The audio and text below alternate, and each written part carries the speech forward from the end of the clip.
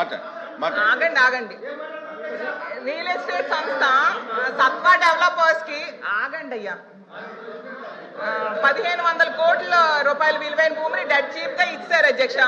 అలాగే Kapil chit fund చెందిన BVM ఎనర్జీకి 1500 కోట్ల రూపాయల విలువైన భూమిని కూడా డెడ్ చీప్ కి ఇచ్చారు అధ్యక్ష. నాకు ఒక తెలియని విషయం ఏంటంటే, ఇప్పుడు ప్రభుత్వ రంగంలో ఏపీఐసి ఉంది అధ్యక్ష. వేల కోట్ల రూపాయల భూమిని అది డెవలప్ చేసి మౌలిక వసతులు కల్పించి పరిశ్రమలకు ఇస్తూ ఉంటారు. మరి వాళ్ళు చేసే పని ఇప్పుడు రియల్ ఎస్టేట్ సంస్థలకి ఎందుకు అప్పచెప్తున్నారు అధ్యక్ష? దీని వెనక ఏ రహస్యం ఉందో అర్థం కావట్లేదు. అంటే ప్రభుత్వ ఉద్దేశం ఏపీఐసి కంటే రియల్ ఎస్టేట్ సంస్థలే గొప్పవా అధ్యక్ష అని నా డౌట్ అధ్యక్ష. అలాగే భూ కేటాయింపులు అన్నీ ఒకే విధంగా ఉండాలి, ఒకే దగ్గరకి ఇస్తే బాగుంటుంది అధ్యక్ష. లేకపోతే ఇంకా విలువైన భూములు అయితే వేలం వేసి ఇవ్వచ్చు అధ్యక్ష. మరి వైజాగ్ లాంటి సిటీల్లో 99 పైసలకే ఇస్తున్నారు కదా అధ్యక్ష. ఇలాంటిది ఎక్కడా కూడా దేశంలో అయితే నేను చూడలేదు అధ్యక్ష. అసలు రియల్ ఎస్టేట్ సంస్థలకు ప్రభుత్వ భూములు కేటాయించవచ్చు అనేది నా క్వశ్చన్ అధ్యక్ష. అలాగే తీసుకుంటే ఎందుకు వేలం వేయట్లేదు ప్రభుత్వ భూముల్ని, విలువైన భూముల్ని? మరి వేలం వేస్తే ప్రభుత్వానికి ఆదాయం వస్తుంది కదా అధ్యక్ష. అదొక నాకు డౌట్, గౌరవ మంత్రి గారు చెప్పాల్సిందిగా కోరుతున్నాను. ఐటీ పార్కుల అభివృద్ధి ఏపీఐసి నుంచి తప్పిస్తున్నారా, లేదా అంటే ఏపీఐఐసిని కాదని రియల్ ఎస్టేట్ సంస్థలకు ఎందుకు భూములు ఇస్తున్నారు? అది కూడా గౌరవ మంత్రి గారు చెప్పాల్సిందిగా కోరుతున్నాను. ఎంఎస్ఎంఈ పార్కులను కూడా ప్రైవేట్ డెవలపర్స్కి ఎందుకు కేటాయిస్తున్నారు? అది కూడా సమాధానం చెప్పాల్సిందిగా కోరుతున్నాను. ప్రైవేట్ సంస్థలకు ఇచ్చే భూముల్లో 50 నుంచి 60% వాళ్ళు నచ్చిన అవసరాలకు వాడుకునే వెసులుబాటు ఇచ్చిన మాట వాస్తవమా కాదా గౌరవ మంత్రి గారు చెప్పాల్సిందిగా కోరుతున్నాను. అలా ఇస్తే దానివల్ల ఏంటి ప్రయోజనం అని కూడా నేను అడుగుతున్నాను అధ్యక్ష. ఆ ప్రైవేటు సంస్థలకు లబ్ధి చేకూర్చాల్సిన అవసరం ఏముంది అని కూడా నా క్వశ్చన్ అధ్యక్ష. అసలు బెంగళూరు, హైదరాబాదు లాంటి నగరాల్లో బహిరంగ మార్కెట్లో స్థలాలు కొని రియల్ ఎస్టేట్ వ్యాపారం చేసే సత్వాకి విశాఖలో ఎందుకు ఎకరం 1.5 కేటాయించారో కూడా గౌరవ మంత్రి గారు చెప్పాల్సిందిగా కోరుతున్నాను అధ్యక్ష. కపిల్ చిట్ ఫండ్స్ కి చెందిన బీవీఎం ఎనర్జీకి ఎకరం 1.5 కేమో 30 ఎకరాలు కేటాయించారు అధ్యక్ష. ఎందుకు మార్కెట్ ధర?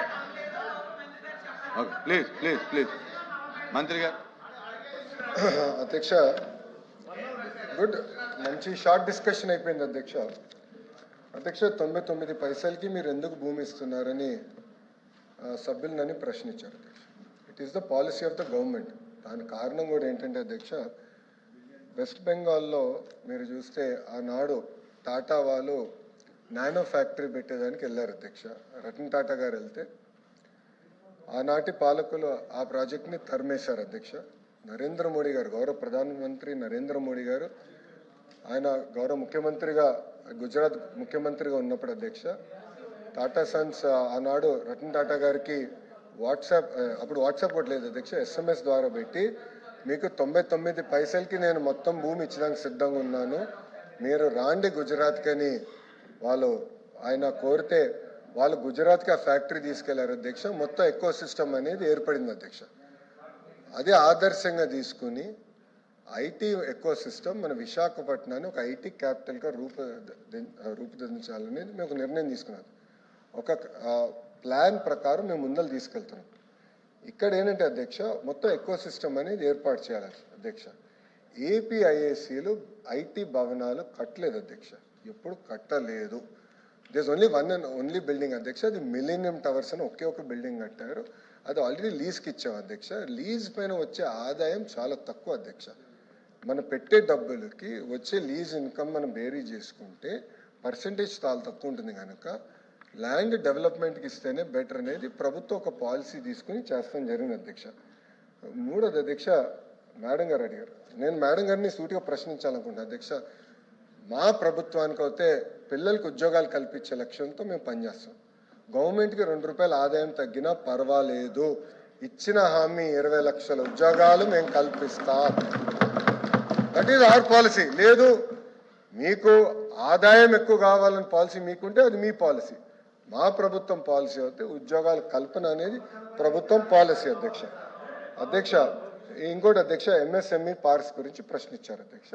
అధ్యక్ష, 175 నియోజకవర్గాలు MSME పార్క్స్ ఏర్పాటు చేయాలనేది ప్రభుత్వం నిర్ణయం తీసుకుంది. అక్కడ లోకల్గా భూములు మనం తీసుకుంటున్నాం, డెవలప్మెంట్ మొత్తం ఎకో సిస్టమ్ క్రియేట్ చేస్తున్నాం అధ్యక్ష.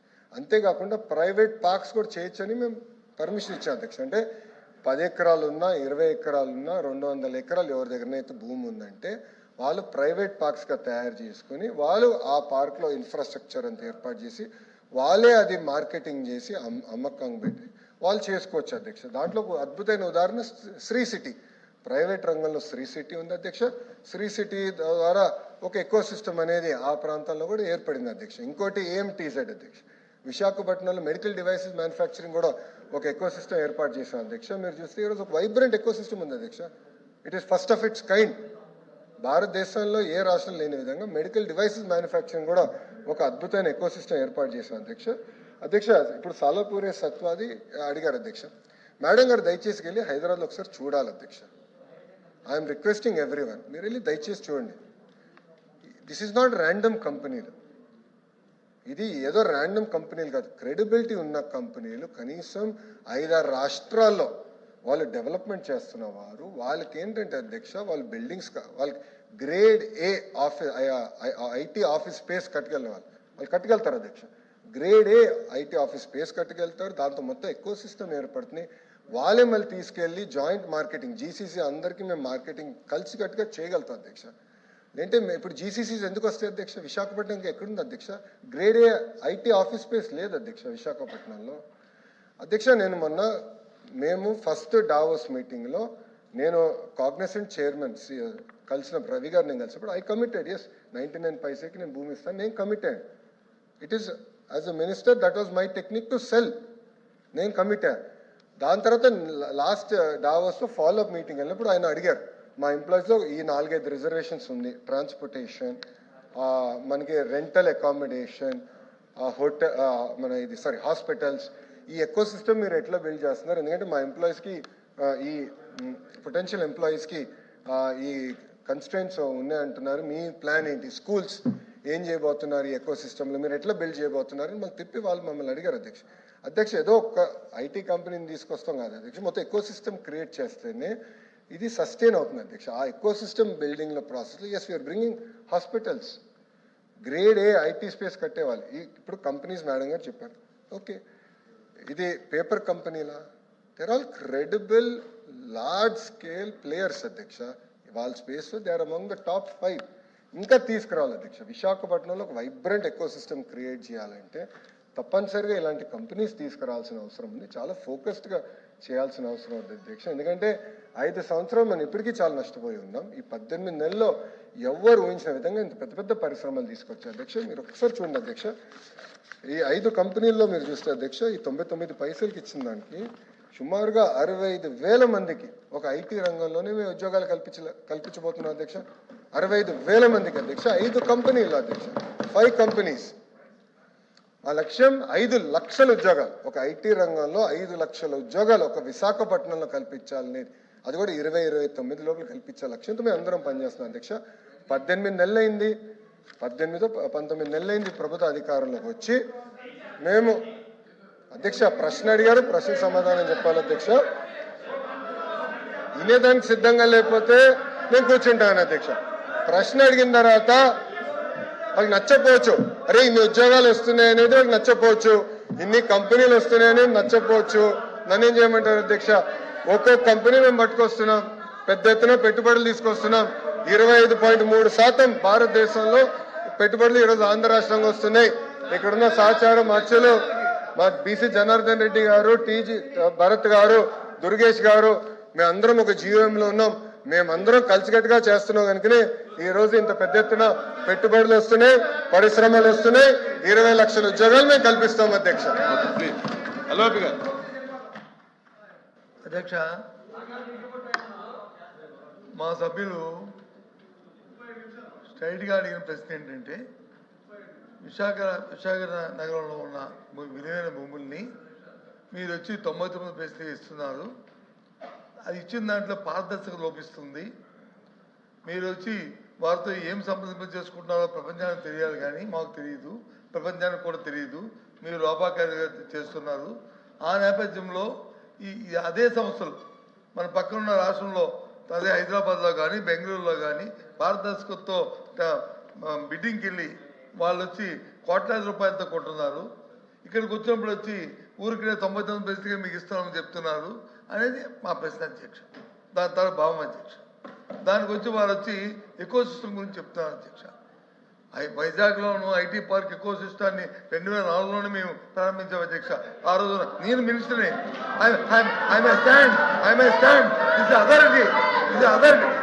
ఐటీ పార్క్ ని ఐటీని నేను స్థాపించాను. బీజేపీ అధ్యక్ష. మీరు కాదు మీ నాన్నగారు అని చెప్తారు, మీ తండ్రి గారు అని చెప్తారు. 2014, 2019 ఏం చేయాలో చెప్పండి. ఏదైతే 2019లో అధ్యక్ష 2019లో జగన్మోహన్ రెడ్డి అధికారంలోకి వచ్చిన తర్వాత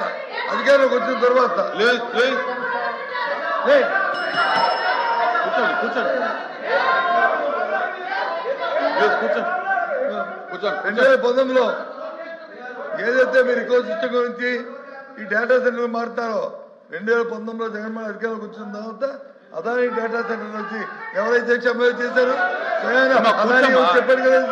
ఇది తెలియదు అధ్యక్ష. అయినప్పటికీ కూడా వాటి గురించి సంప్రదింపు చేయడానికి డిస్కస్ చేయడానికి దీని మీద సపరేట్ డిబేట్ తెచ్చుకుంటా బిజినెస్ సెక్టర్. కానీ ఈరోజు ఈ ప్రశ్నకి ఈ ప్రభుత్వం లోపాకారిగా మీకున్న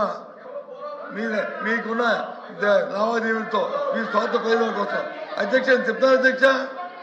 వైజాగ్లో గీతం భూములు అధ్యక్ష వాళ్ళ కుటుంబానికి వచ్చి 5,000 కోట్ల భూముల్ని ఏ రకంగా అప్రంగా కట్టబెడతారు అధ్యక్ష. ఎంతమందికి ఉద్యోగం ఇస్తారు గీతం?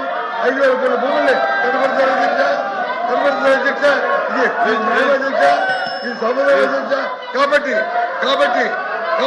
ఈ ప్రభుత్వం చేస్తున్న ఈ పోతోపిడికి ఈ లాలూచికి నిరసనగా ఈ దందానికి నిరసనగా మీరు చేస్తున్న వ్యతిరేకమే విధానం నిరసనగా ఈ ప్రశ్న నుంచి మేము వాకౌట్ చేస్తాం అధ్యక్ష. ప్రొటెస్ట్ చేస్తాం అధ్యక్ష.